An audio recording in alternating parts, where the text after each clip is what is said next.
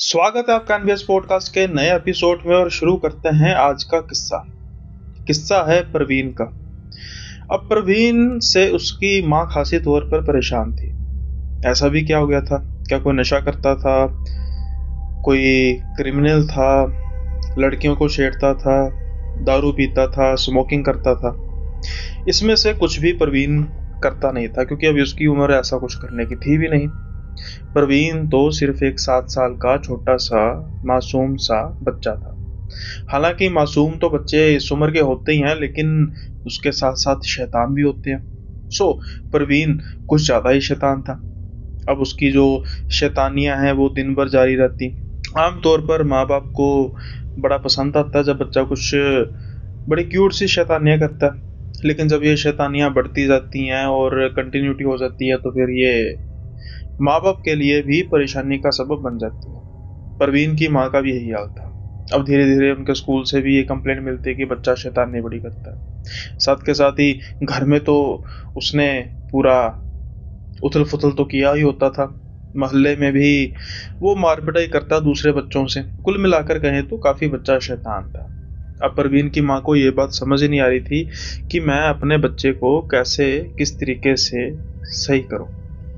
उसको कई बार मार भी पड़ती, पिता से भी बात होती, पिता उसको प्यार से भी समझाते, थोड़ा सा गुस्से से भी समझाते, लेकिन परवीन था कि वो मानने को तैयार ही नहीं था। अब बच्चा है, मानते हैं कि बच्चा गलतियां करता है, लेकिन हमेशा तरीका जो होता है।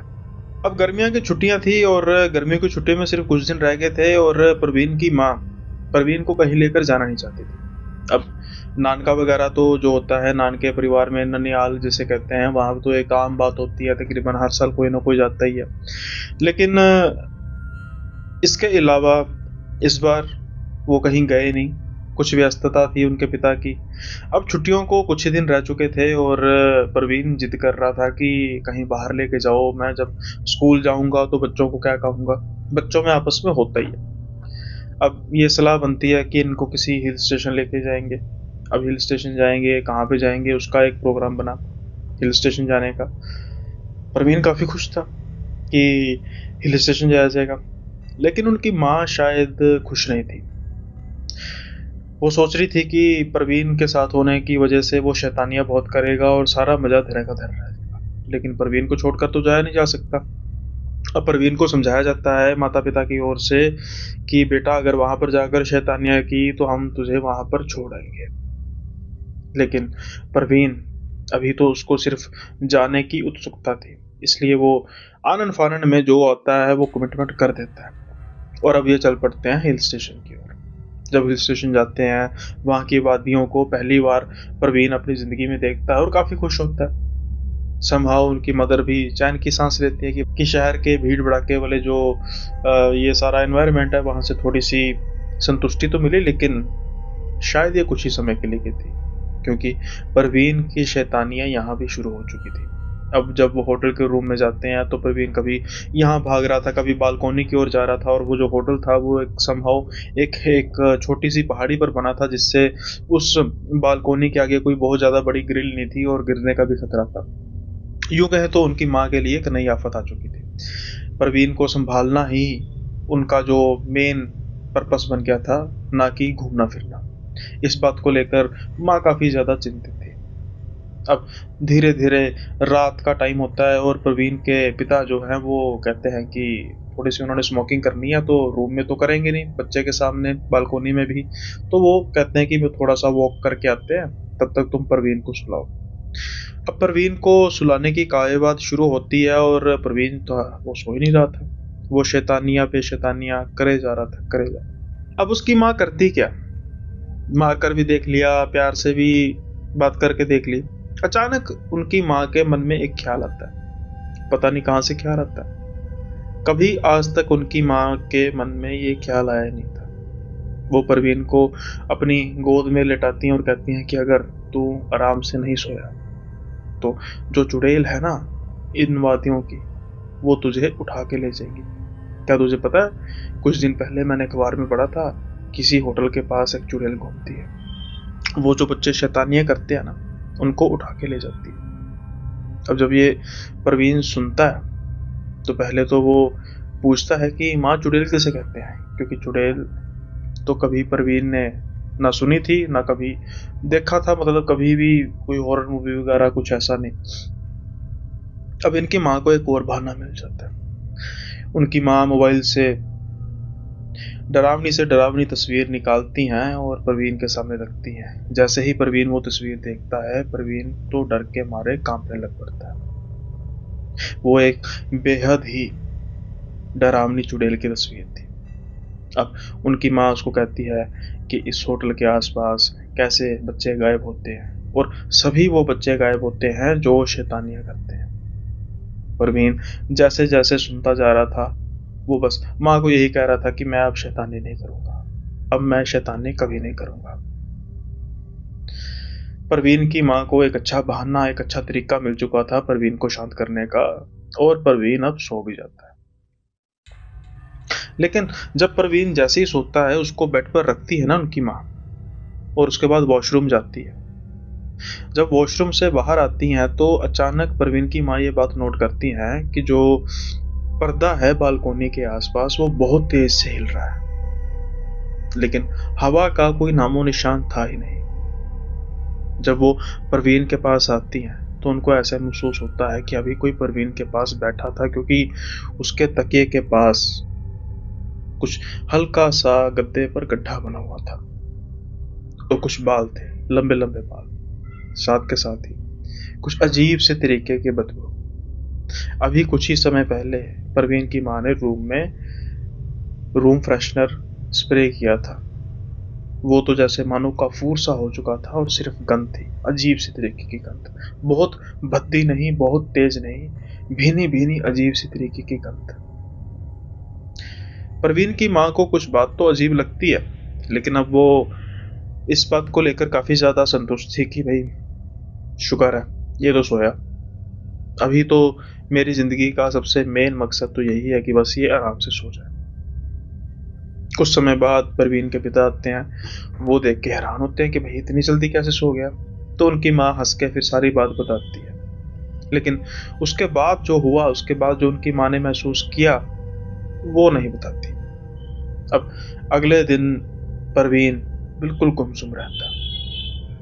हाँ, तो जैसे शॉक्ड कि भाई रात की बात थी, मुझे तो लगा था कि ये वैलिडिटी जो होगी दवाई की सिर्फ तब तक ही होगी जब तक ये सोएगा, और उसके बाद अगले दिन तो फिर इसकी नई शरारतें शुरू हो जाएंगी और मुझे फिर रात को किसी चुड़ैल का डरावा देना पड़ेगा। लेकिन ये तो बड़ा शांत बैठा हुआ।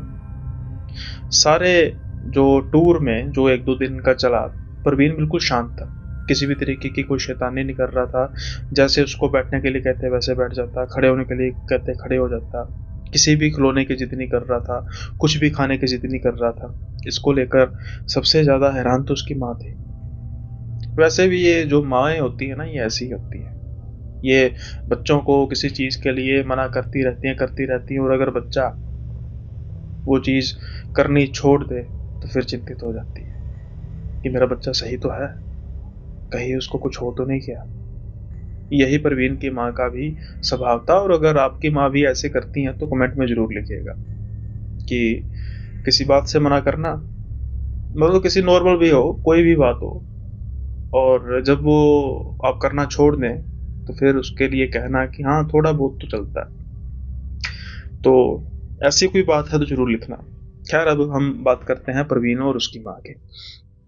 अब जब परवीन अपने परिवार समेत घर वापिस आता है, और उसके बाद एक आधे दिन बाद जो है वो स्कूल था, घर आके भी परवीन गुमसुम रहता है, बहुत ज्यादा कुछ बोलता नहीं है।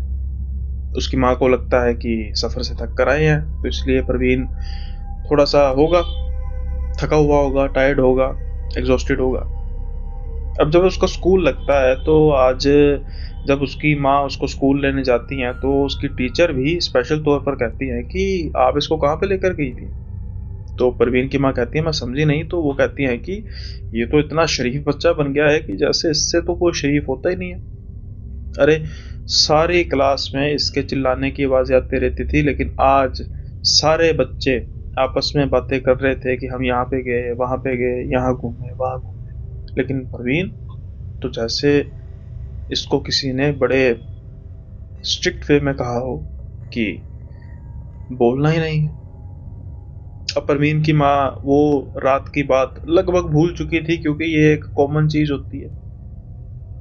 माएँ ऐसा कहती रहती हैं, डराने के लिए भी बहुत कुछ कहती हैं, तो उसकी माँ तो ये सोच भी नहीं सकती थी कि क्या उस रात की वाक़ये का परवीन के जो अभी रिसेंट ही स्वभाव में इतनी तब्दीली आई है, इससे कुछ लेना-देना है या नहीं।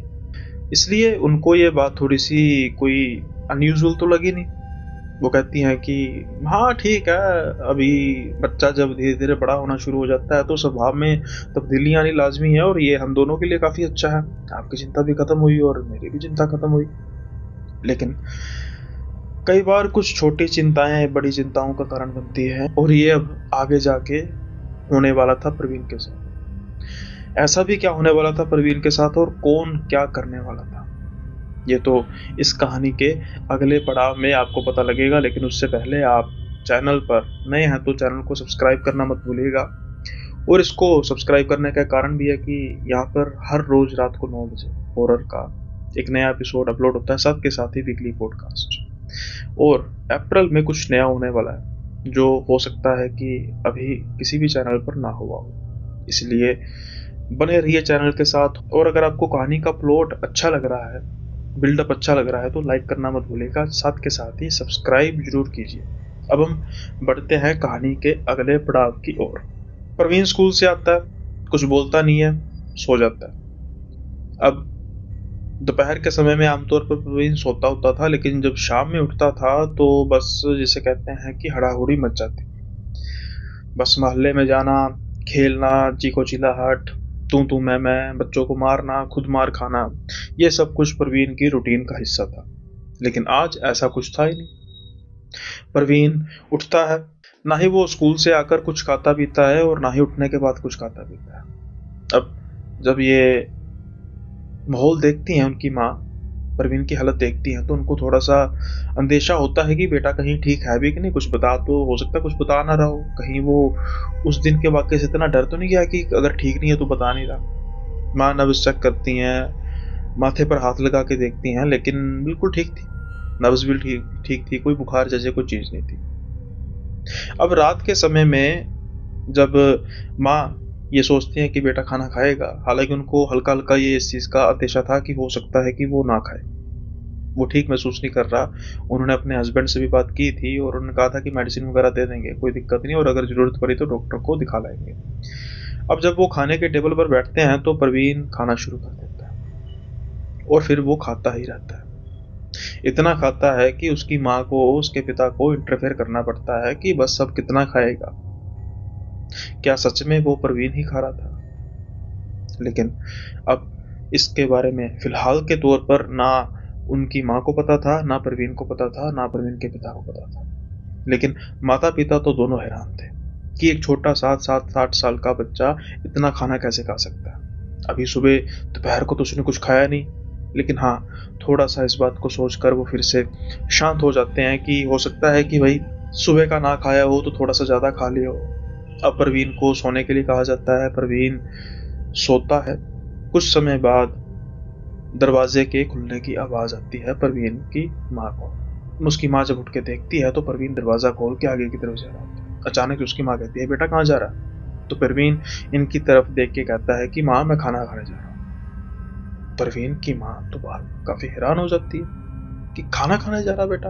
अरे बेटा, अभी रात को तूने पेट भरकर, ये भी कहना गलत है कि पेट भरकर, उससे भी ज़्यादा तूने खाना खाया है। तेरी तबीयत तो ठीक है कि नहीं?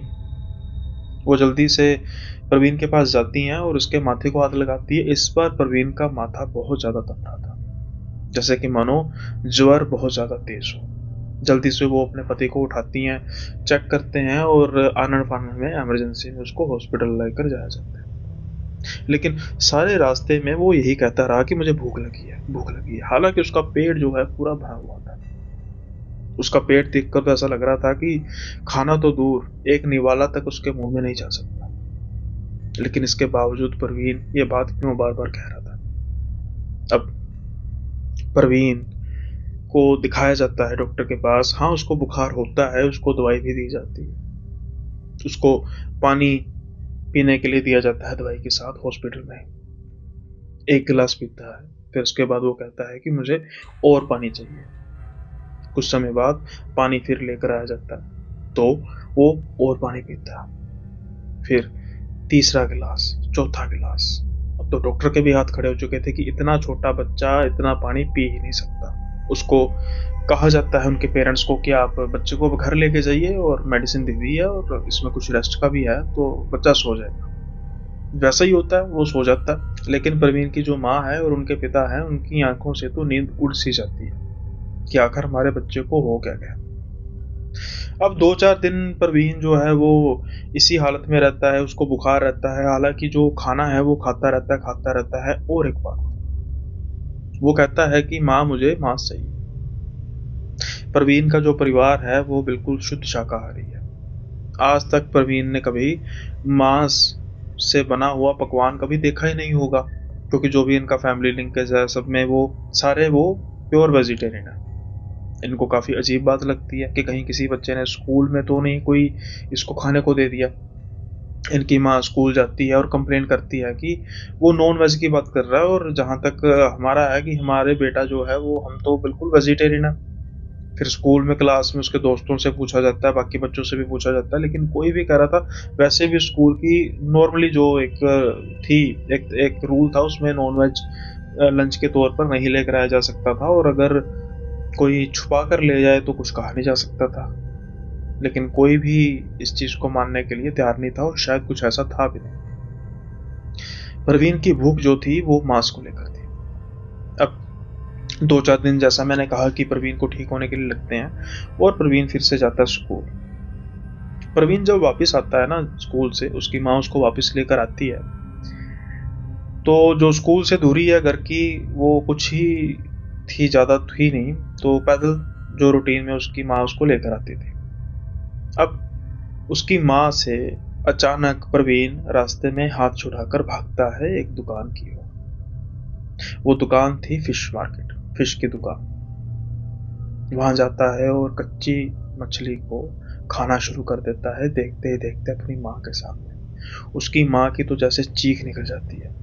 आसपास के लोग, दुकानदार सब हैरान कि ये बच्चा कर क्या रहा है। उसकी माँ भागी जाती है, उसको पकड़ती है, 2 थप्पड़ लगाती है, लेकिन प्रवीण उनको काफी अजीब तरीके से देख रहा होता है।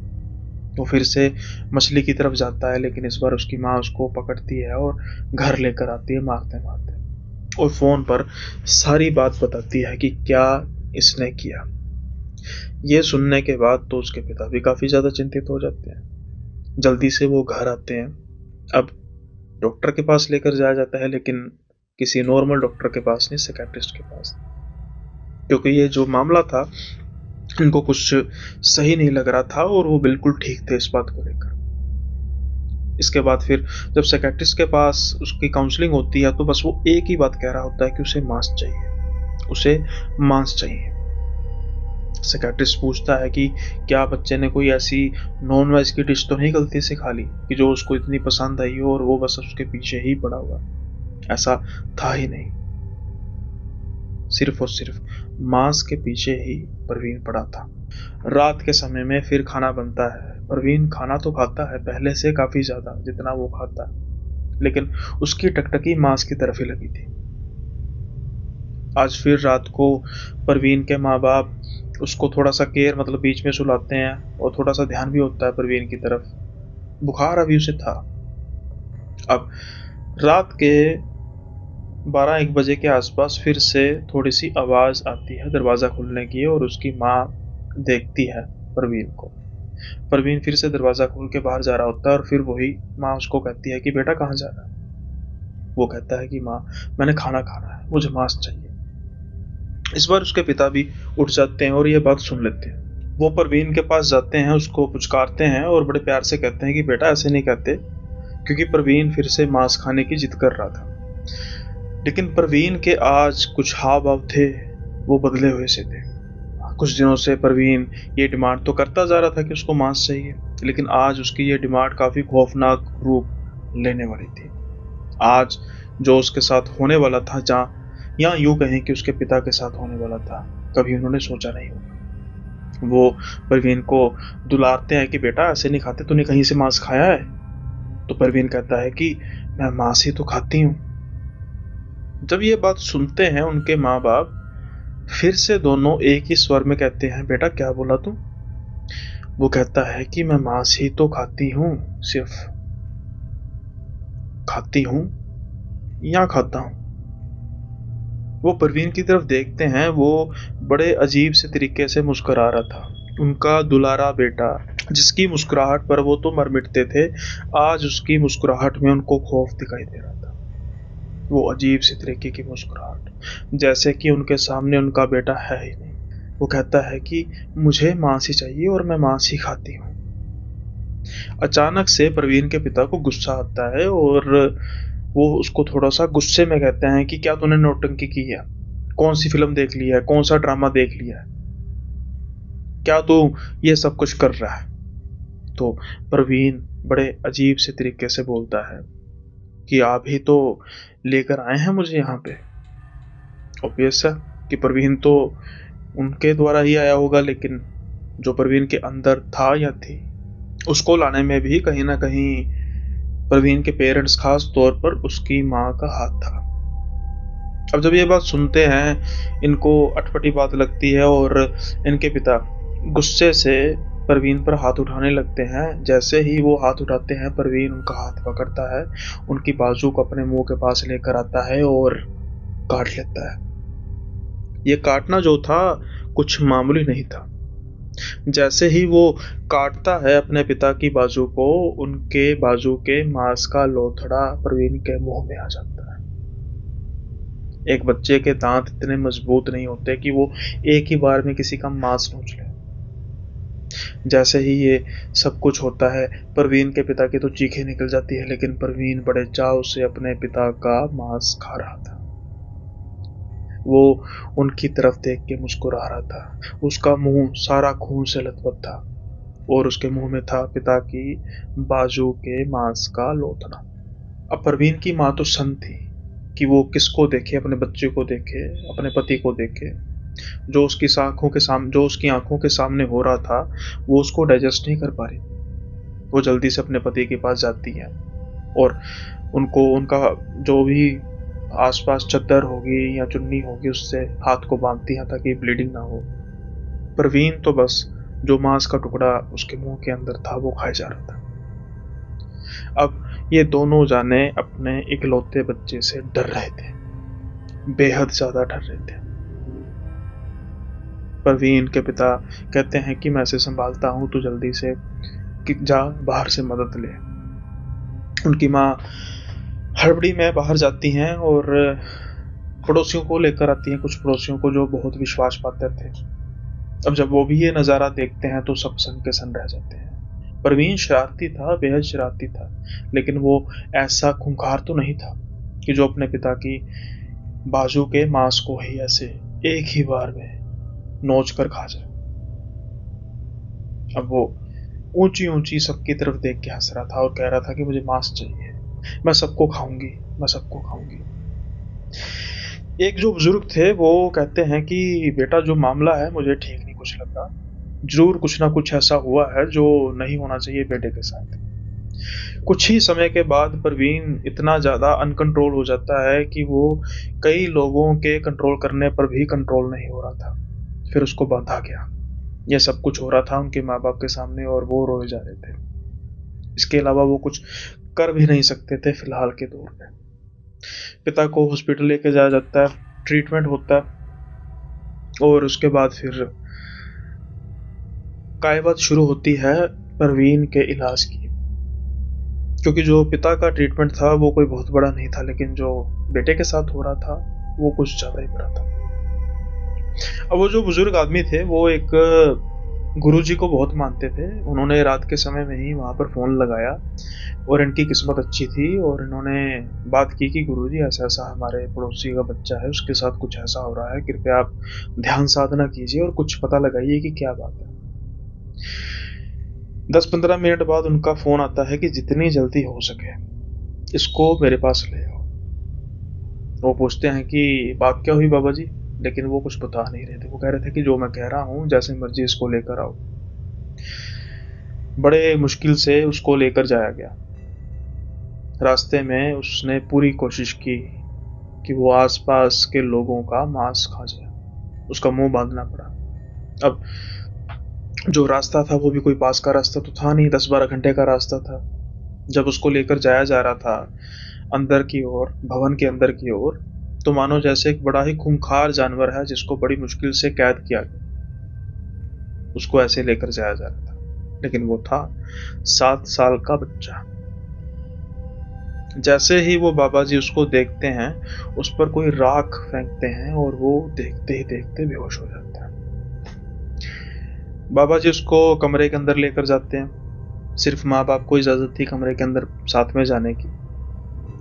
वो उनके सामने लेटा हुआ था। कुछ देर वो ध्यान साधना करते हैं और कुछ समय बाद जब उनकी आंख खुलती है तो वो कहते हैं कि 40 दिन ये बच्चा यहीं रहेगा। तब तक ना तुम में से कोई इनसे मिल पाएगा, ना ही कोई बात कर पाएगा। बिल्कुल अलग रहना पड़ेगा। और अगर 40 दिन के अंदर अंदर ये तुमसे मिल गया या तुमने इससे मिल लिया, यानी कि एक दूसरे को देख लिया, तो ये मर जाएगा। अब जब जहाँ जान तक बात आ चुकी थी तो इनके माँ बाप तो डर चुके थे। वो कह रहे थे कि ठीक है बाबा जी, जैसा आप कहें। 40 दिन बड़े मुश्किल होते हैं एक माँ बाप के लिए अपने बच्चे को ना देखना, और वो भी तब जब उन्होंने एक नज़ारा देखा हो जो बेहद खौफनाक है। उनका बच्चा देखते देखते खूंखार दरिंदा बन चुका था। इसके अलावा और देखना बाकी ही क्या रह गया था उनके लिए। और सबसे बड़ी बात कि इन 40 दिनों के अंदर अंदर उनको इस बात की इजाज़त भी नहीं थी कि उनके बच्चे का हाल क्या है। यानी कि पड़ोसियों से फ़ोन पर यह भी नहीं पूछा जा सकता था कि वो ठीक तो है कि नहीं, जिंदा भी है कि नहीं। बड़ी मुश्किल से ये 40 दिन निकलते हैं उनके माँ बाप के।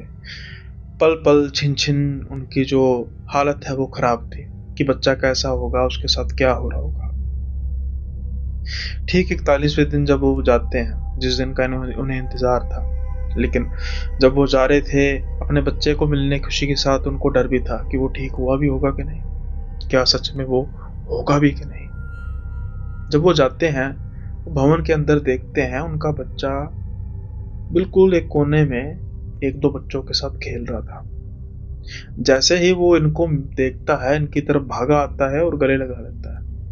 तीनों बस एक दूसरे को मिलकर रोए जा रहे थे और प्रवीण बार बार ये कह रहा था कि मम्मी पापा आपने मुझे यहाँ पर क्यों छोड़ा। उनके पापा कह रहे थे कि बेटा तो ठीक नहीं था ना, अब तो ठीक हो गया बिल्कुल। तो वो कहता है कि पापा मैं बिल्कुल ठीक हूँ, मैं पक्का कोई शरारत नहीं करूँगा, मुझे बस यहाँ से ले जाओ। यहाँ अच्छा है सब कुछ, बाबा बहुत अच्छे हैं, लेकिन मेरा दिल नहीं लगता, मेरा आपके बिना दिल नहीं लगता। यहाँ तो आप भी यहाँ पे आ जाओ, इकट्ठे रहेंगे, नहीं तो फिर मुझे यहाँ से ले जाओ। अब जब प्रवीण का मिलाप होता है, फिर बाबा जब आते हैं वो प्रवीण को दोबारा से कहते हैं कि बेटा खेलो जाके। लेकिन प्रवीण को हुआ क्या था, प्रवीण तो अब ठीक हो चुका था। और इंसान ठीक तभी होता है जब वो बीमार हो, उसके साथ कुछ हुआ हो।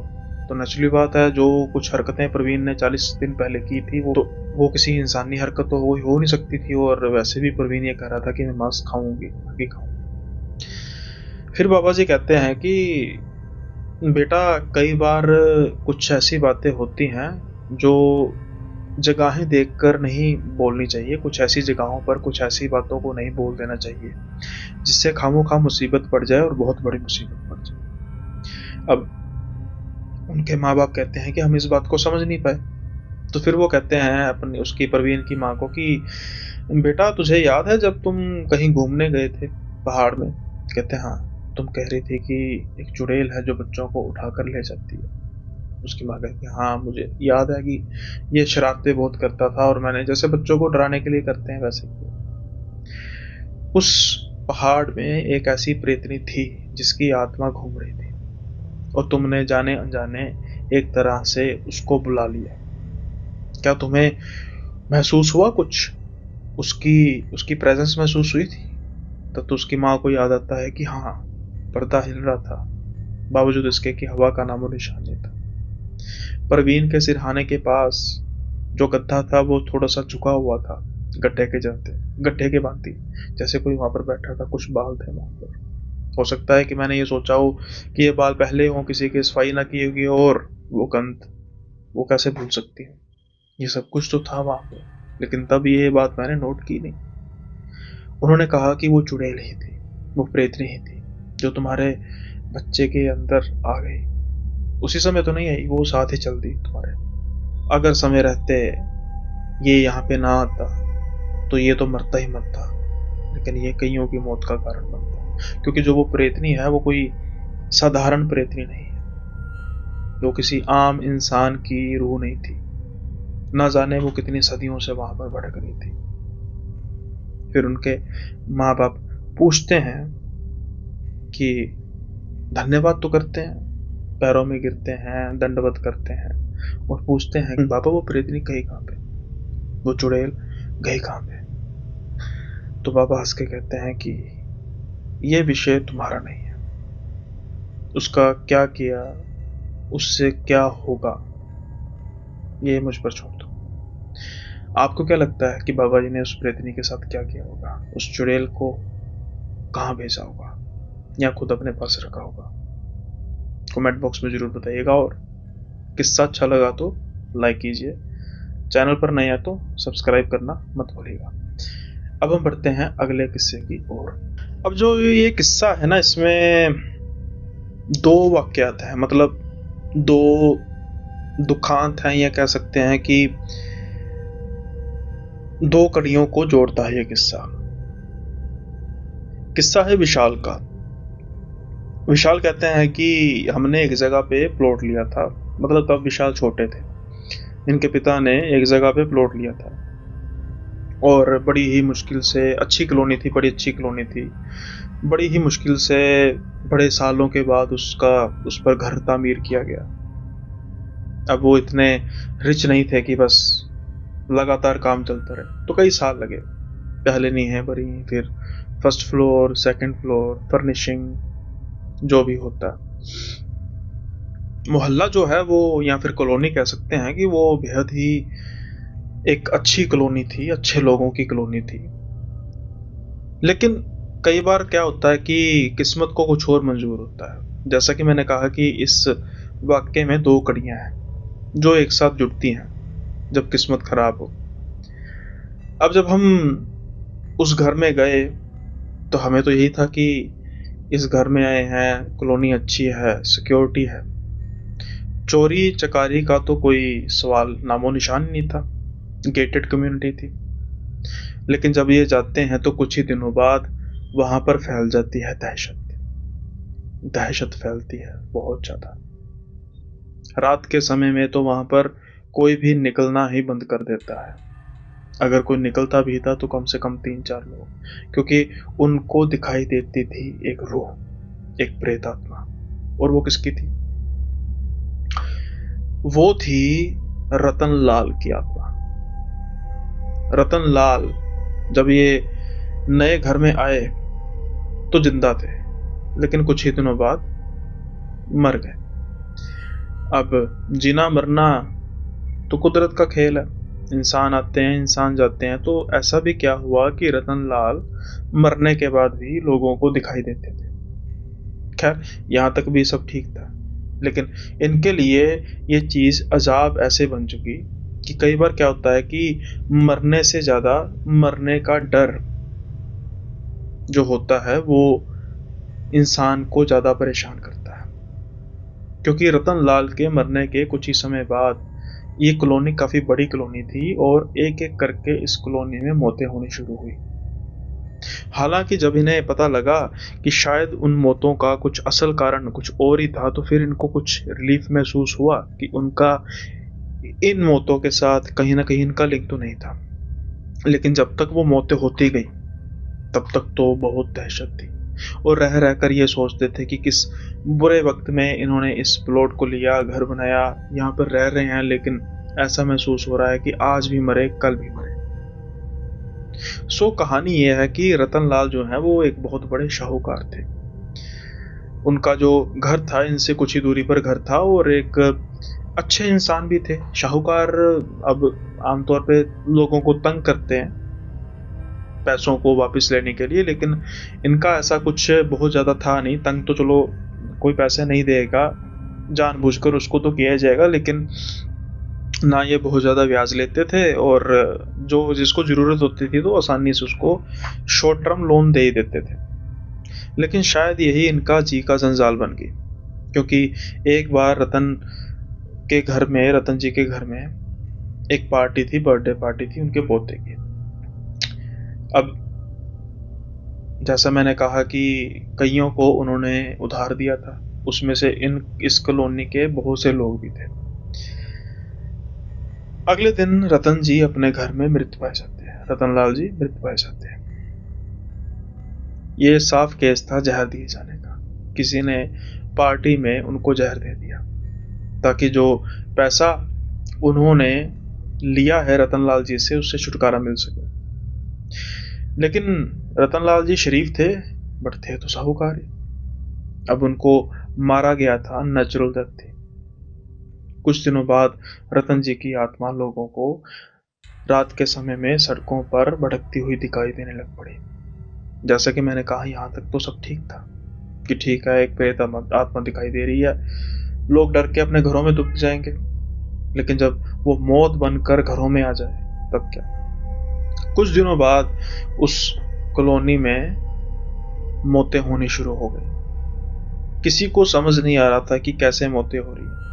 बस कोई सोया है फिर जागा ही नहीं, चलते फिरते गिरा है उठा ही नहीं, बातें करते करते खामोश हुआ, हमेशा के लिए खामोश।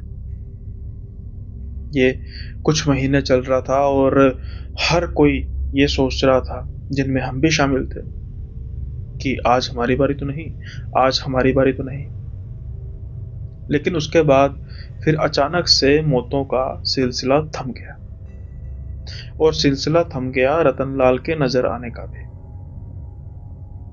कुछ महीनों बाद ना वो नजर आए, ना ही मौतें जो हैं वो अननेचुरल डेथ जो है अचानक से होने वाली खत्म हो गई।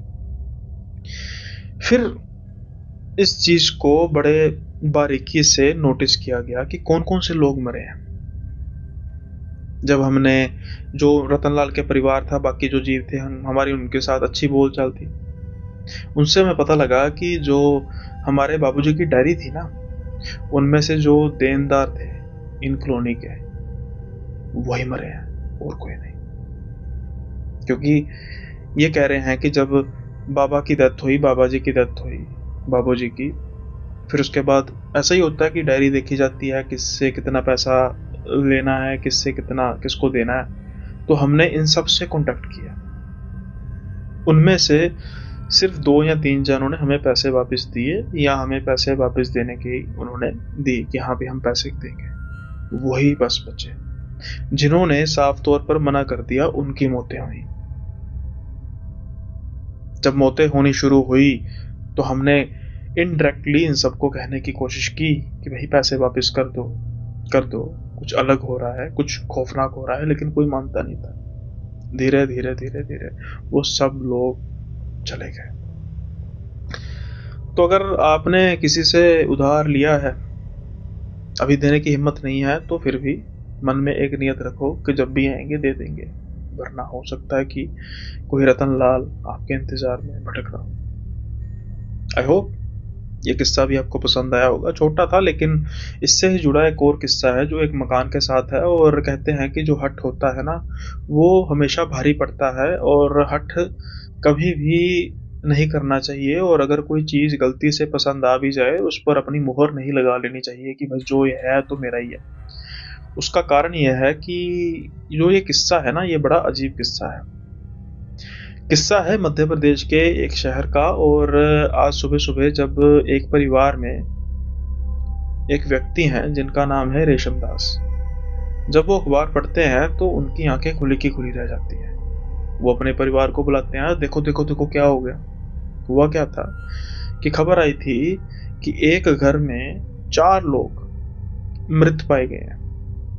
जब पोस्टमार्टम हुआ तो चारों को हार्ट अटैक आया था। चारों की मौत का समय भी एक, हालांकि चारों ने अलग अलग तरह का खाना खाया था, तो ऐसा पॉसिबल नहीं था कि खाने में कुछ समस्या होगी। चारों की उम्र भी अलग अलग, चारों का शारीरिक जो एक इम्यूनिटी है वो भी अलग। कोई बुजुर्ग जैसे होगा उसकी कम होगी, एक बच्चा 10-12 साल का था उसकी नेचुरली जब बात ज़्यादा होगी। किसी की समझ में ये आ नहीं रहा था कि ये हुआ कैसे, और सारे शहर में कोहराम मचा हुआ था जब ये खबर आई कि ऐसा कैसे हो सकता है कि एक घर में जो ये लोग हैं अचानक से एक ही समय पर 4 लोग मर गए। अब जो ये रेशम दास जी हैं ये क्यों इतने सन्न रह गए? हालांकि शहरदारी तो थी, लेकिन क्या उनसे जान पहचान थी? जी हाँ, बिल्कुल। उसका कारण ये है कि कुछ समय पहले जो ये घर था जहां पर ये 4 मौतें हैं, ये इनका घर था। और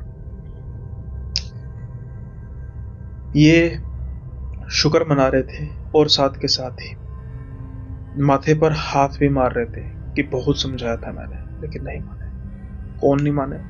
वो जो घर में रहने के लिए गए थे। लेकिन ऐसा किस्सा था भी क्या कि जिससे ये सब कुछ हुआ? रेशमदास जी कहते हैं कि किसी जमाने में हमारा जो परिवार था बहुत बड़ा था, इसलिए जो घर भी है बहुत बड़ा घर था। लेकिन धीरे धीरे लड़ाइयों की वजह से परिवार छोटा होता गया, कोई कहीं चला गया, कोई कहीं चला गया। उसकी वजह से जो इतना बड़ा घर था अब थोड़ा सा वीरान रहने लग पड़ा। हम घर को बेचने की सोचते थे, लेकिन हमारा होता था कि भाई कोई बात नहीं, बेच देंगे, पुश्तैनी घर टाइप था हमारा। लेकिन एक समय पे आके हमें अपने घर को बेचना पड़ा, क्योंकि 2-3 कुछ ऐसी वारदातें हुई जिसकी वजह से हम घर को बेचना नहीं चाहते थे, हम तो सिर्फ उसको खाली करना चाहते थे कि हम यहाँ से निकलेंगे। इतनी धन संपन्नता थी हमारे पास कि हम इसको अफोर्ड कर सकते थे कि भाई नया घर ले लेंगे। ये कहते हैं कि एक दिन इनकी पत्नी आंगन में बैठी हुई झाड़ू फेर रही थी। अचानक से इनके कंधे पर किसी ने हाथ रखा। जैसे ही इन्होंने पलट कर देखा तो देखा कि एक बिना सर वाला आदमी खड़ा हुआ है। ये तो मानो बेहोश होगी देख के। जब ये उठी तो इन्होंने बताया, कोई मानने को तैयार नहीं था किसी का वहम होगा, लेकिन ये वारदात इनके साथ भी हुई। एक बार ये छत पर खड़े होकर सिगरेट पी रहे थे, शाम का समय था। अचानक से इनके कंधे पर भी किसी ने हाथ जो है वो थपथपाया कंधे को। जब इन्होंने देखा तो इनका नजारा भी वही था, एक बिना सर वाला आदमी खड़ा हुआ था और उसकी हाइट बहुत ज्यादा थी। ये बस जल्दी से भागते हैं। अब जब इनको कंफर्म हो जाता है तो किसी को दिखाया जाता है, तो किसी ने कहा कि देखो ये कोई ऊपरी हवा है, हो सकता है ये चली जाए, हो सकता है ना भी जाए, हो सकता है कि माली नुकसान हो सकता है कि जानी नुकसान भी हो। अब जिनसे इन्होंने पता कराया था वो काफी सोर्स से, मतलब ट्रस्टेड सोर्स थे कि उनकी बात मानते थे। उन्होंने कहा कि अच्छा ये होगा कि फिलहाल के लिए आप इस घर को खाली कर दो। अब ये घर खाली करने की सोच रहे होते हैं तो इस घर पर काफी लोगों की नजरें थी। एक परिवार जो काफी बड़ा परिवार था, अमूमन उस घर में कुछ 22-23 लोग थे, जॉइंट फैमिली, बहुत बड़ी जॉइंट फैमिली सेठों की। वो इनसे अप्रोच करते हैं और वो कहते हैं कि हमें ये घर चाहिए। ये काफ़ी मना करते हैं कि यहाँ पर कुछ हमें ठीक महसूस नहीं हो रहा, लेकिन उनको लगता है कि ये इनकी बेचने की नीयत नहीं है, कहीं हमारे हाथ से डील छूट ना जाए, कहीं किसी और को तो नहीं दे रहे। ये रेट बढ़ाते रहते हैं। जहाँ पर ये सोच रहे थे कि इनका मकान बिकेगा ही नहीं, अब सामने वाला इनको इतना परेशान कर रहा था कि इनको चाहते ना चाहते हुए भी वो घर को बेचना पड़ा उनको। लेकिन उनको कहा जरूर कि आप घर में शुद्धिकरण कराइए, सब कुछ कराइए, हमें इस घर में ठीक महसूस नहीं माने उन्होंने बात। और उसका अंजाम आज ये कुछ महीनों बाद अखबार में देख रहे थे। इसलिए कहते हैं कि जब कोई कहे तो उसकी बात को मान लेना चाहिए। हर एक इंसान हरामी कमीना नहीं होता, कोई सच्ची बातें भी कर रहा होता है। जैसे मैं कह रहा हूँ कि आपको चैनल सब्सक्राइब करने पर डेली हॉरर की जो स्टोरीज मिलेंगी और वीकली पॉडकास्ट, लेकिन आप मानते हैं? नहीं मानते। खैर क्या कह सकते हैं भाई। सो आई होप ये किस्सा छोटा था लेकिन आपको पसंद आया हो। और अब आपसे विदा लेने का समय है। जल्दी मिलेंगे अगले एपिसोड में नए किस्सों के साथ। तब तक के लिए बाय बाय, अपना ख्याल रखिएगा।